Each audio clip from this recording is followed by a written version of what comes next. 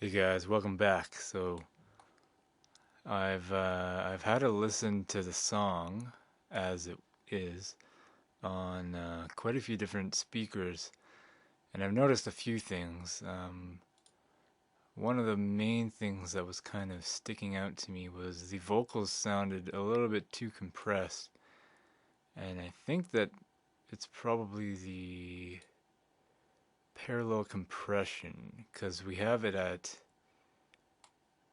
quite a high level, and then in the chorus we jump even that much more. So I'm gonna back off on all of this, just drop it something like 5 dBs or something, and then I'll see how, if it makes much of a difference on these speakers. Maybe it was just on the other set of speakers that I was hearing it, but I'll try that. And another thing was the solo guitar sounded not a little bit not bright enough. So I'll brighten it up slightly. And the last thing was the snare as well, wasn't quite bright enough. And I think also the overheads were a little bit too scooped at the top, a little too much scoop. So I'll tame that a bit as well. So first, let's adjust these vocals. All alone, you're just not my style. So maybe let's go halfway from 5, so something like 20, 27, and then it'll jump up at the chorus. I should have known all along. You're just not my style. I can see what you means to me. Okay, let's try a little bit less. You're engaging in love with no regrets or denial. I should have known all along. You're just not my style. I can see what you means to me. Don't make a sound, 'cause it's all over town. Yeah, that sounds better. I think at first I was hearing the adjustment in level, so it was obviously more compressed, but I was focusing too much on hearing a nice constant volume rather than just kind of experiencing the vocals like head on just for what they were. Yeah, so I think that'll work. A little bit of the EQ on the vocals I might change as well, and that might have to do with what I've changed with the C4, because I've just recently heard the vocals completely dry and they sounded a little bit cleaner, and I liked how clean it sounded. So this dropping it down half a dB or so on this top end might keep it more clean. 'Cause you're engaging in love with no regrets or denial. I should have known all along. You're just not my style. We're also gonna do that. I can see what you means to me. Take the dither off. Don't make a sound, 'cause it's all over town. And maybe just back this off slightly. I saw you just the other day. Okay, no. No, it wasn't too much. Maybe not. Let's go back. I didn't have nothing to say. You're just a little out of touch. You've been all over town. It's been a long, long mile. I should have known all along. Just not my style. I can see what you means to me. Don't make a sound, 'cause it's all over town. So we're gonna compress this less. I think that'll help. It's all over town, baby. Over town. It's been a long, long mile. I should have known all along. Just not my style. I can see what you means to me. Don't make a sound, 'cause it's all over town.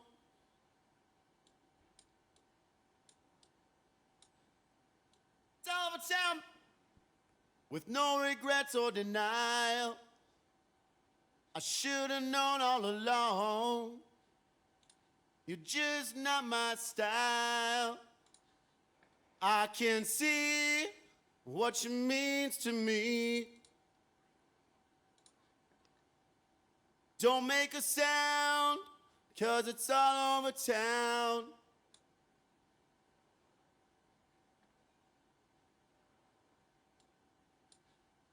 I saw you in love, with no regrets or denial. I should have known all along. You're just not my style. I can see what you means to me. And I also don't want to have any clipping on these plugins because it might introduce some distortion and affect the clarity of the vocal. And I'm also going to make sure that I'm not doing too much of this flux on the tape, because same thing, it's adding saturation by introducing some sort of distortion. So Engaging in love, with no regrets or denial. I should have known all along. You're just not my style. So that feels a little bit better to me. It's a little bit more natural, like the way it was recorded. And all over town. It's been a long, long mile. You're engaging in love, with no regrets or denial. I should have known all along. You're just not my style. I can see what you means to me. It could go up and level up. Don't make a sound, 'cause it's all over town.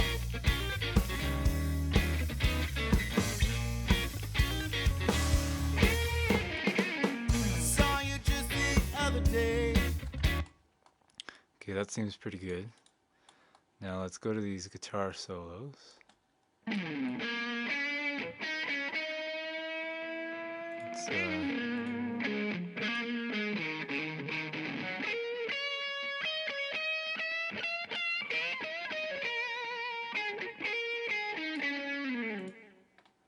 Okay, so I don't think it's this scooping that I was doing that's affecting it. I think it was just naturally recorded somewhat dull. Not dull, but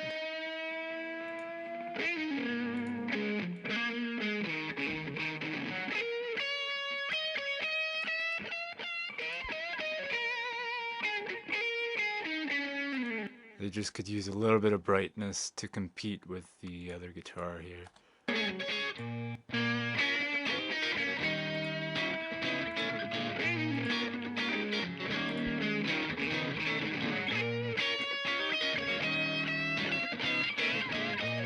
Yeah, I think that's better. Let's make sure it fits in the mix.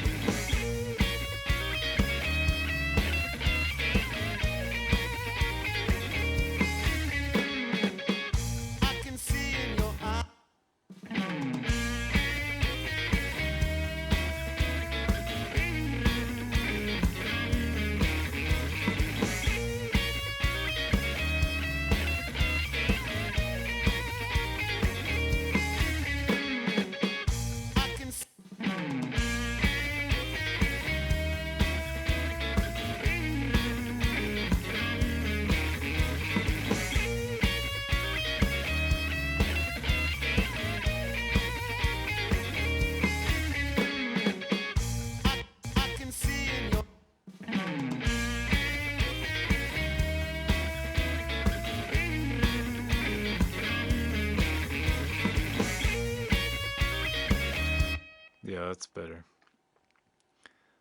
Another thing we might look at again is the bass, but I'll talk about it and stuff later. So the overheads is another thing I wanted to fix right away.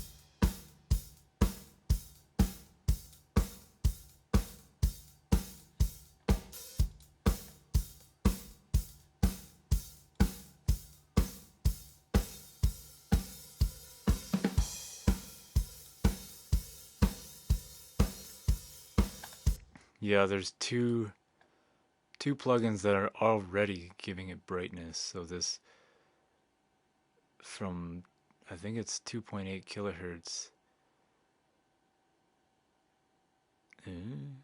For I'm not even 100% sure how this plugin works. So 120 is boosted by 1 dB. 2.8 kilohertz is boosted by 2 or 0.2. And this thing 10 kilohertz. It's preset at 10 kilohertz. I think.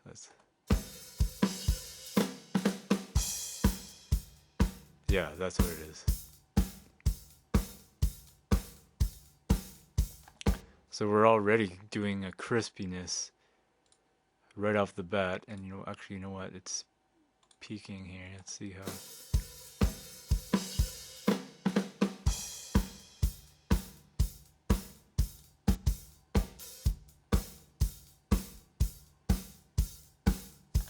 Okay, it's not going to peak very much. It might be because I boosted that 10K to begin with here. So yeah, we're boosting it here on the high end, and we're also getting a little bit of brightness out of the Kramer tape, and then boosting it again. So backing off to about 1, closer to 1 is, I think, much better. And I think I'm going to move these around. I'm going to keep this tape at the end of the chain. It seems to be better at the end of the chain just because it's more accurately represented, as in if you were actually recording it on tape.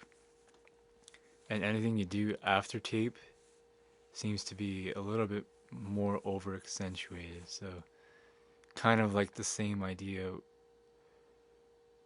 with compressing and EQ. I compress before EQing, unless there's a lot of low information that's going to trigger the compressor in a way that I don't want it. Then I will scoop out frequencies. I won't change the EQ. I'll just scoop out stuff that I don't need and then compress and then EQ. So I think what I'm trying to communicate is like there's certain things that you do and certain processes that you follow because it affects it a certain way. And tape seems to fit much better at the end of the chain. That's kind of just what I've heard from trial and error. But in some cases it might be just fine to do some EQing after the tape. We'll actually just hear what it sounds. Maybe we can check and see what the difference is too.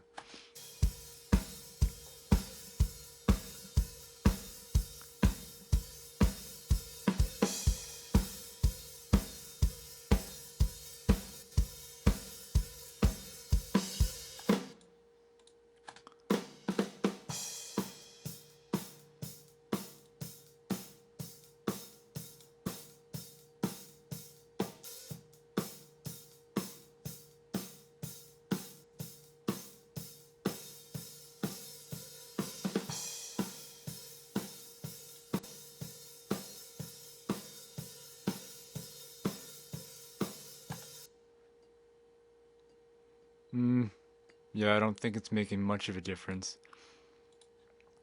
Although theoretically, I want my saturation to saturate the EQ that I want out of this track here. So for instance, the snare that I'm trying to poke out here at 1,000 hertz, it will only be more exaggerated before the tape if I put the EQ before the tape. And scooping this low end out is going to keep this stuff from being saturated in the tape plugin. And because I don't want it, I might as well be scooping it out before it gets saturated. That's just what I think. You don't have to to take it to heart too much, but I'm also just going to look real quick at some of these other things that are parallel compressed, just to look at their levels. The bass, I think it can drop down a little bit as well, and because it's automated, I have to go in here.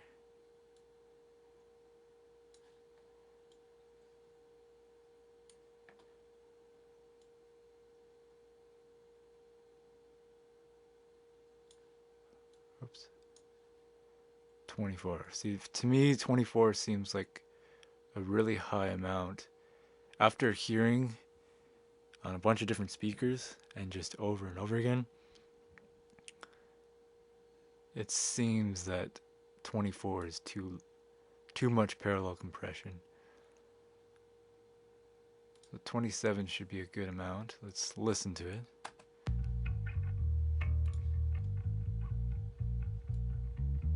And we'll change it back up as well.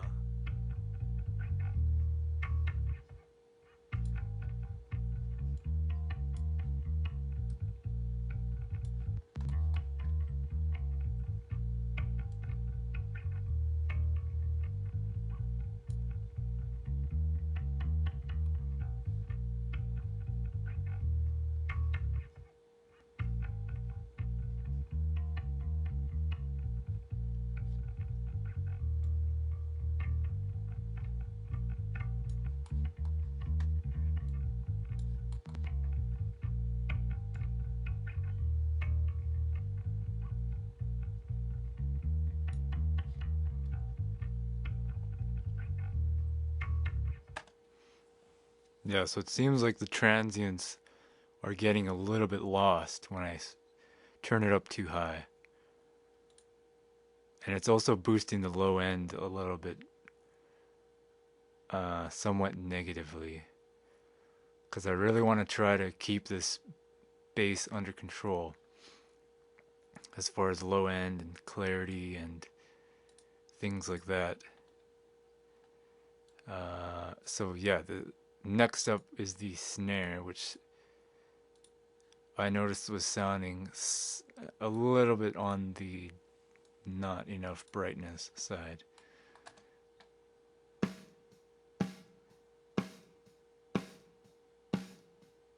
And you can hear it is kind of lacking the brightness right now when it's soloed. With the overheads, it obviously gets a little bit brighter, so let's hear it.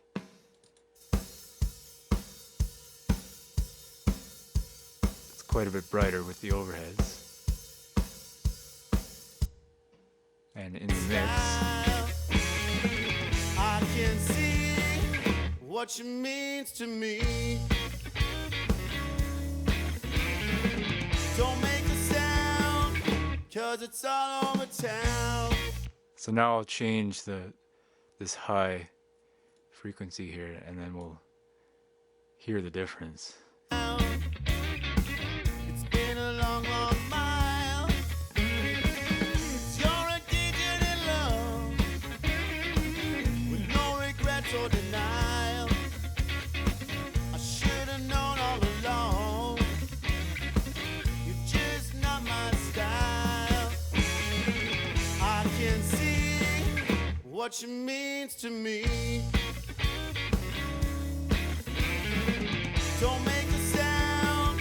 'cause it's all over town.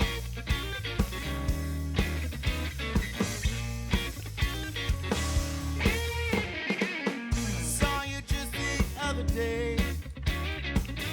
No, it wasn't too much. Yeah, so what I had it before was 5 point something. It seemed like when the snare was loud, it was nice and clear at the top end. And when it wasn't quite as loud, when it wasn't hit quite as loud, it sounded a little on the dull side and was kind of poking in and out. This seems to average out that clarity. And now let's hear it soloed, so let's keep that in mind. 7.9. We had it about 5 point something, 5.7.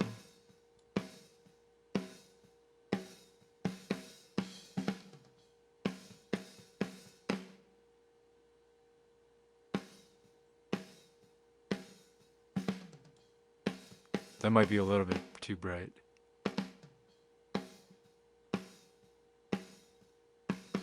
And let's drop it down to 0 just to see what.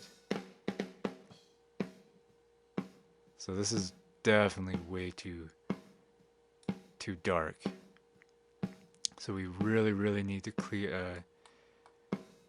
get this snare sounding much clearer.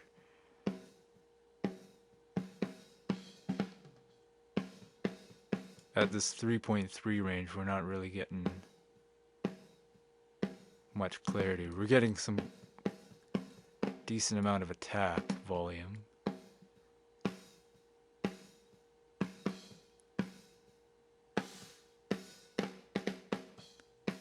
Yeah, this is too bright.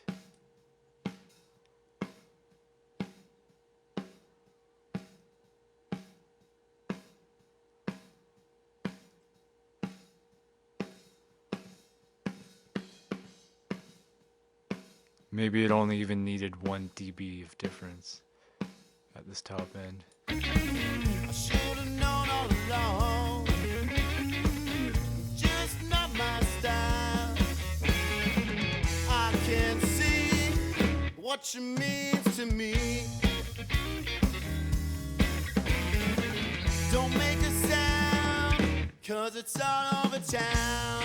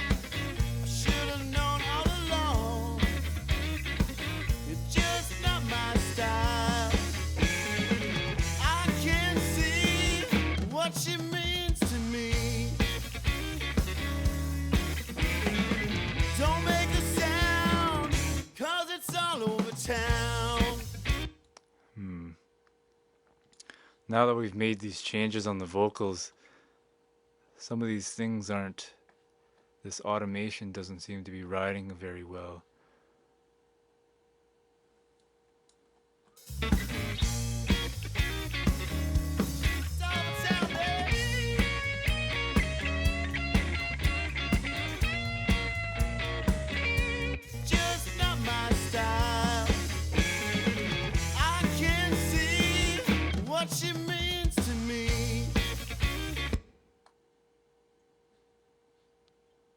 Now, what is this? Send to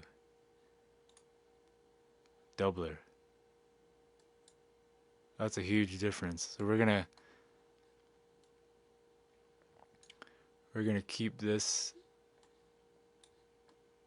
at a closer range. Oh, what the heck?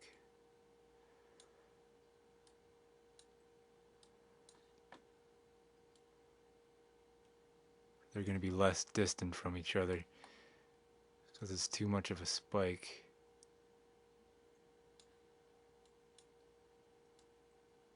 It's just not my style. I can see what she means to me. There, that sounds better as well. Don't make a sound, 'cause it's all over town.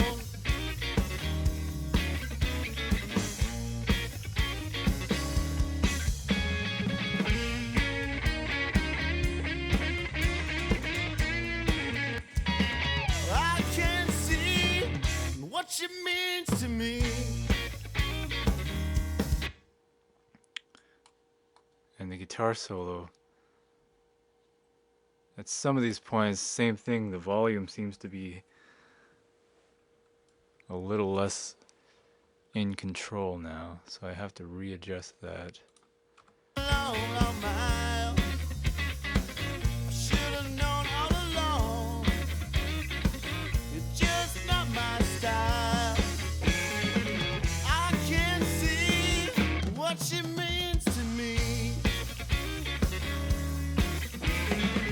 Don't make a sound, 'cause it's all over town.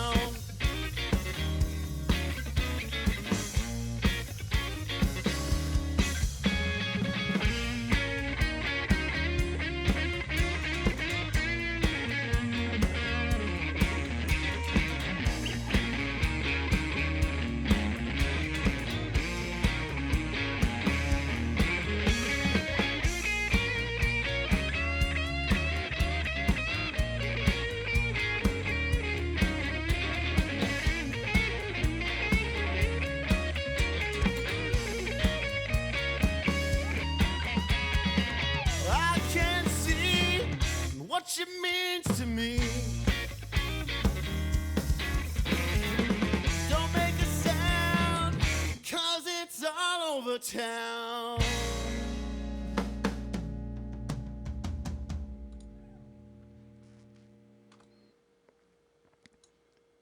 So I think those changes helped. We're just gonna save this again. Now, at this point in the mix, I've done a lot of different processing. I've done a lot of send effects. I've done a lot of automation. I've done a lot of volume control. And now that some days have passed and I've heard it again and heard it in different rooms and on different speakers, I tend to like second guess myself of what's the right amount of however, whatever. Usually your gut instinct of like, ooh, that feels bright, or ooh, that feels over compressed and stuff. Usually that rings quite true or quite accurate. And it's also good to have a second opinion as well, if you can. Like if somebody you know that you trust who has good ears to listen to, music and stuff.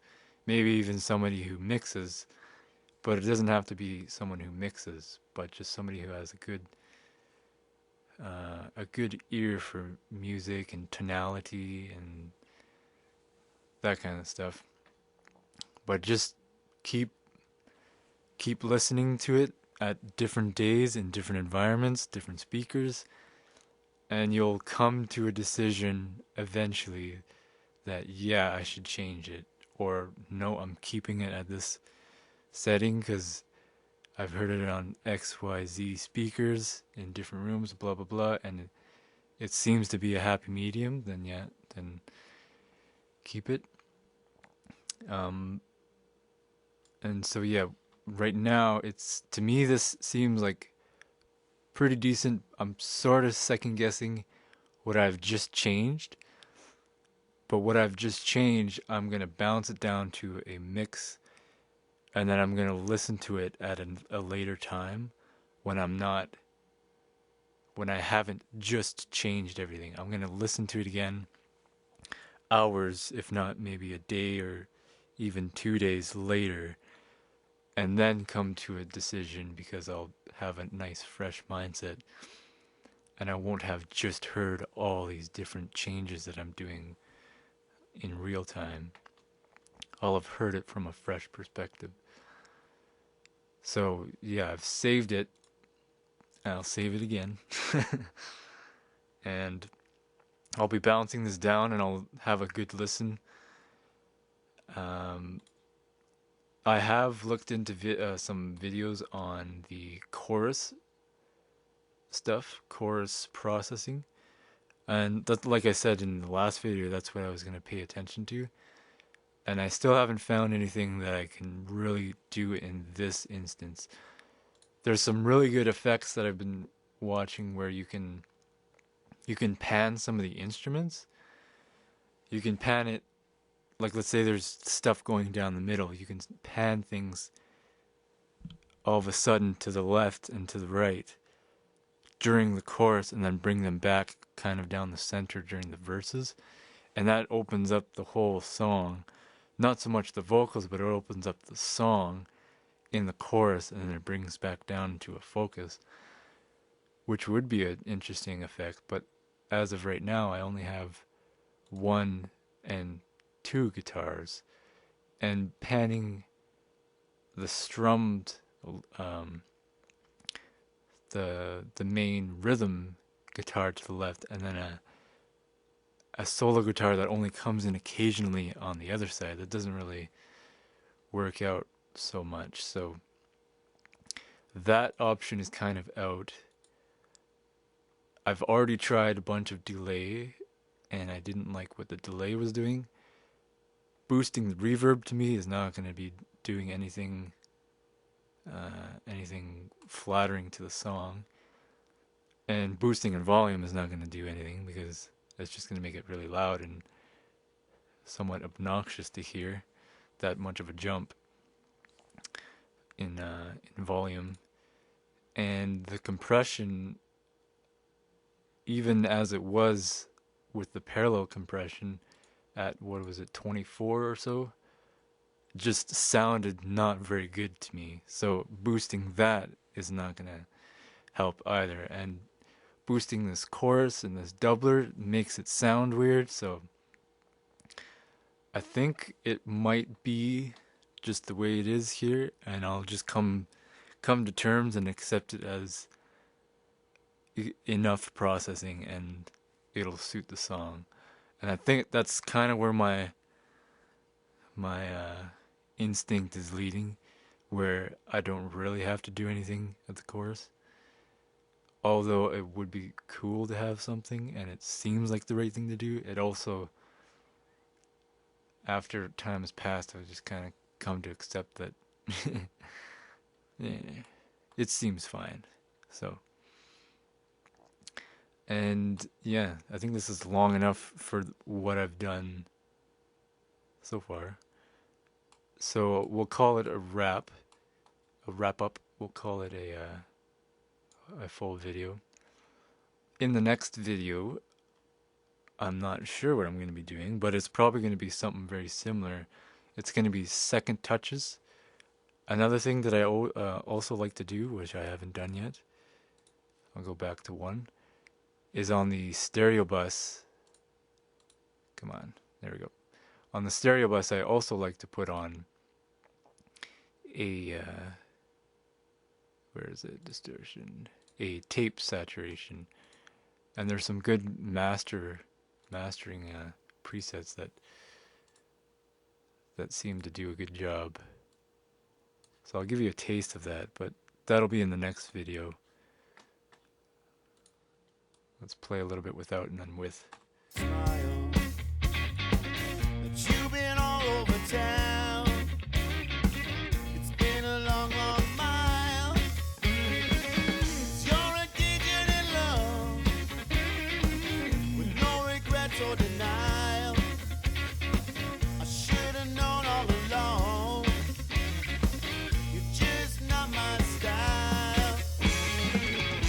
can see what she means to me.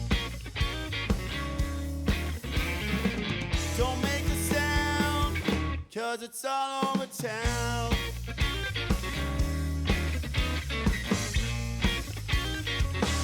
I saw you just the other day. No, it wasn't too much. I didn't have nothing to say. You're just a little out of touch. You've been all over town. So there's a few different options. This one's doing a little bit of compression, adding a lot of volume. This one's adding that crunchiness, a little bit of distortion, maybe a little too much for this song. Adding a lot of coloration and somewhat dulling it down at the very high end. This one here is adding a little bit of top end glitter, and it might be a little too much. Other than that, it's quite clear and clean, like it's called. And this one seems a little bit more full than this one here, this clean and open. And it also dulled the very top end slightly. So there's a few different options that you can go with this kind of thing, and you can fine tweak it. Sometimes, because, like, let's say I've already put a tape saturator on all of these things, it might not be so much a good idea to put it on the 2-bus. But it just depends. You just got to try it out and see what it does, and if it's working in a good way, then keep it. If not, then don't keep it. So yeah, we're gonna call this a video. So I'll come up with some other material for the last few videos here, and then I'll wrap up this incredibly long mixing session. So see you in the next one.